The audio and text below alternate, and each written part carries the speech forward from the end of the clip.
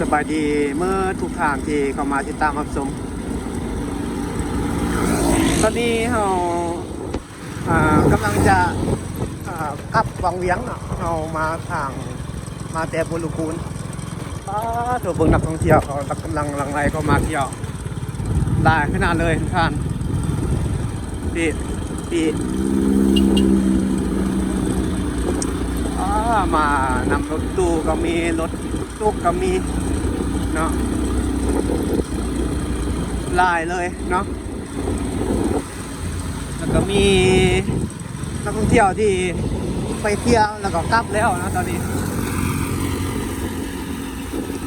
เส้นทางนี้มันเส้นทางไปและท่องเที่ยวเด้อทุกท่านเนาะนี่ปัจจุบันนี้ก็ถือว่าเพิ่นเฮ็ดเก็บเนาะเฮ็ดแต่ว่าปรับทางนี่ปรับปรุงทางก็ดีแล้วเนาะทุกท่านนะอันนี้ก็เป็นทางที่เที่ยงแล้วตอนนี้เนาะทางแต่ว่าเพิ่นก็ยังทันผู้ยางเถื่อเนาะถือว่าเพิ่นปรับปรุงขึ้นมาแล้วเนาะมาเก็บให้มันเที่ยงนีบให้มันเรียบเลยตอนนี้เนาะก็ถือว่าสะดวกแล้วตอนนี้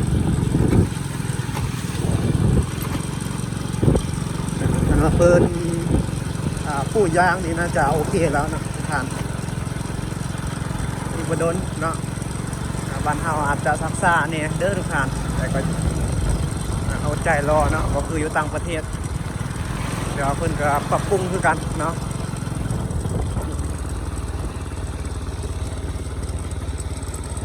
เดี๋ยวพอดีขี่รถจักรนะท่านชมวิวบรรยากาศไปเลยบรรยากาศตอนแล้ง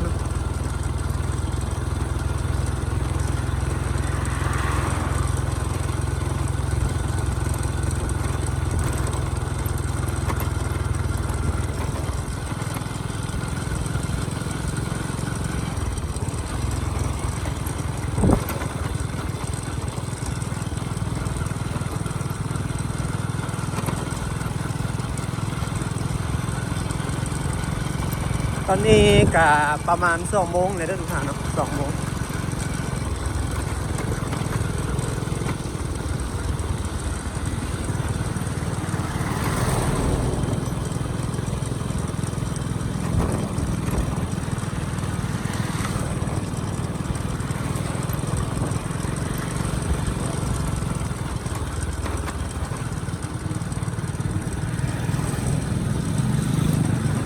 เบิ่งรถนักท่องเที่ยวนี่คึกคืนเลยทุกท่านเนาะคึกคืนเลยขนาดทางไปทางกลับ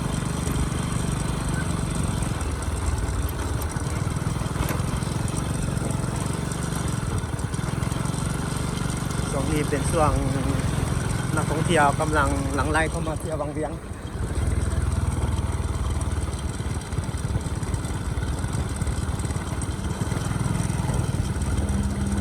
อนาคตเพิ่นเฮ็ดปูยางเนาะปูยางแล้วนี่น่าจะโอเคแล้วเส้นทางนี้โอ้จุดนี้ของเฮ็ดอีหยังนี่เราตั้งเสาเนาะเมืองเวียงก็มีการพัฒนาไปทุกท่านเนาะพัฒนาไปเรื่อยๆเนาะมีการสร้างอาคารตึกสูงๆเนาะแล้วก็โรงรีสอร์ทโรงแรมยังขึ้นมาใหม่ลายเลยกำลังโคตรทางได้นี่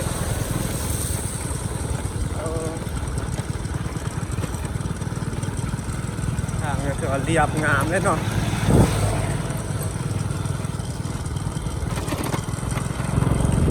งามเลยน้ำแรงนี้นักท่องเที่ยวก็จะคึกคืนได้ทุกท่านตอนเช้ากับตอนแรงเนาะเพราะอากาศมันกับร้อนนะ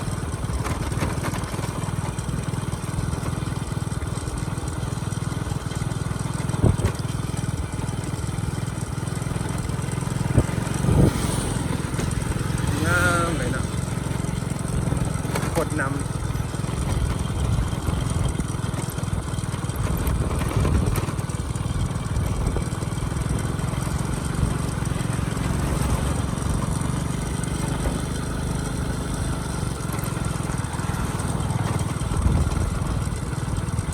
คลิปนี้ก็ถือว่าเป็นคลิปอัปเดตเส้นทางเลยเนาะอัปเดตเส้นทางไปบุรุกูล บุญคุณ1บุญคุณ2เนาะ ปัจจุบันนี้ก็จะว่าดีขึ้นแล้วนะทุกท่าน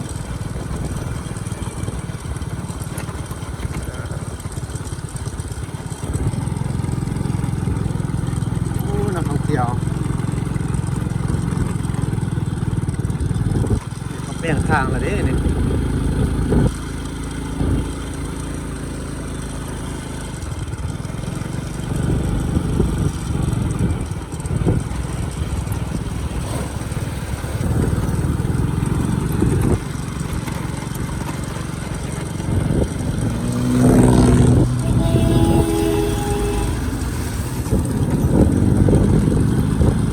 นำแปลงทางไปเด้อทุกท่านเนาะทางดีก็จะดึงดูดนักท่องเที่ยวเข้ามาเที่ยวหลายขึ้นเนาะที่ไทยเมืองของเวียงเรามีถนนเดินทางที่ดีเนาะโดยเฉพาะคือเส้นทางนี้เนาะเส้นทางไปบุญคุณเนาะเส้นทางไปแหล่งท่องเที่ยวนี่แหละแล้วก็เส้นทางเลขที่13เนื้ออยู่แถววังเวียงนี่เขากับกำลังเฮ็ดคือกันทุกท่านเนาะตรงนี้ก็ยังมีขี้ฝุ่นอยู่แต่ว่าเขาก็เฮ็ดเนาะจนกว่าเขาปูยางแล้วพุ่นแหละเนาะอาจจะดี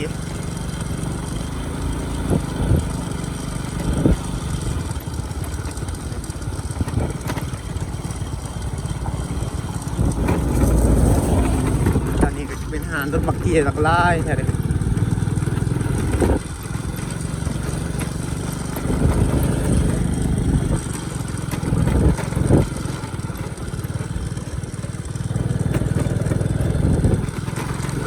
ยาว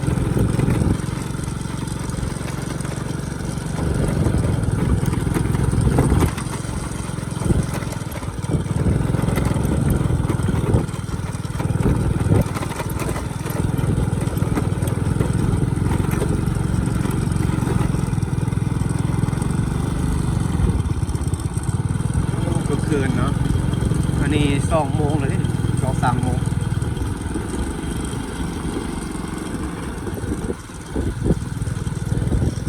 เดี๋ยวเข็มไปน้ำ2แล้วแค่นี้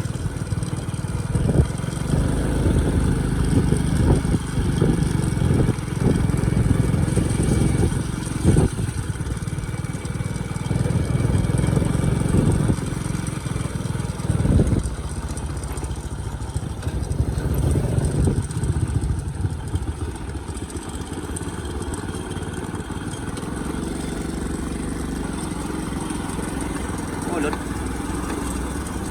ปัดกีดฝุ่นเหรอนี่เนาะนี่ปัดกีดฝุ่นสะอาดงามตาดีละ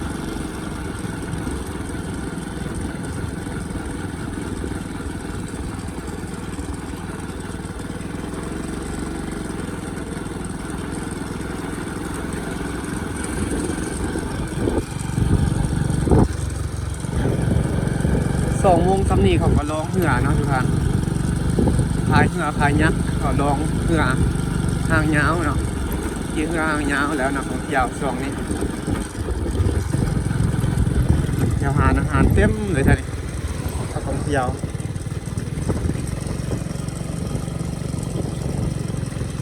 โอ้เจ้าของยางไปเจ้าผู้ใดเป็นเจ้าของกิจการก็จะมีอะไรครับช่วงนี้แหละเนาะจะได้เงินได้คำช่วงนี้เนาะ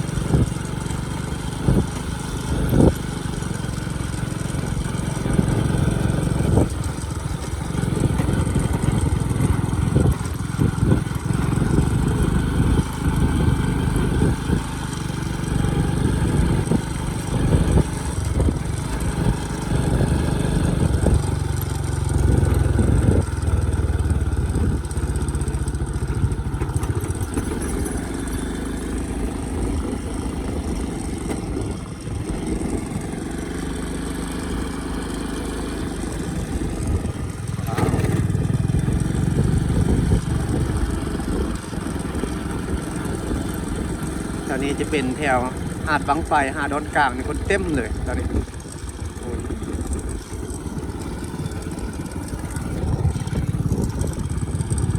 หาดบังไฟหาดดอนกลางเนาะท่านนี้เนาะเถอะ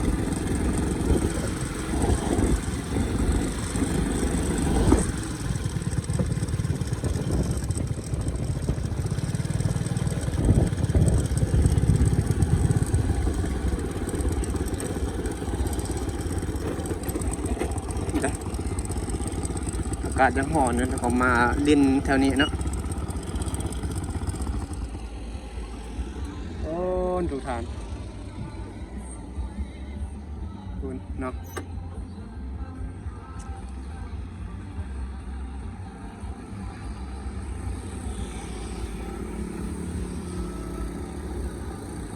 โอเคเหือข้างยาวนี่ขึ้นมาฝากพี่เลยได้นี่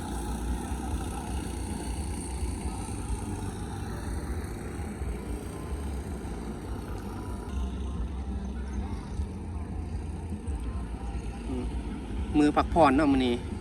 คนอาจจะหลายเนี่ยมาพักผ่อนมากินอาหารผ่อนคลายกันอยู่แถวนี้ทุกท่านเนาะจะหาดดอนกลางนี่เนาะ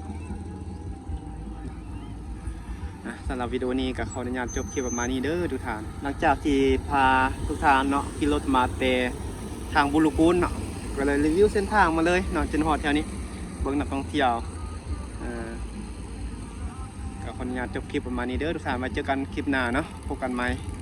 กล่าวคำว่าสบายดี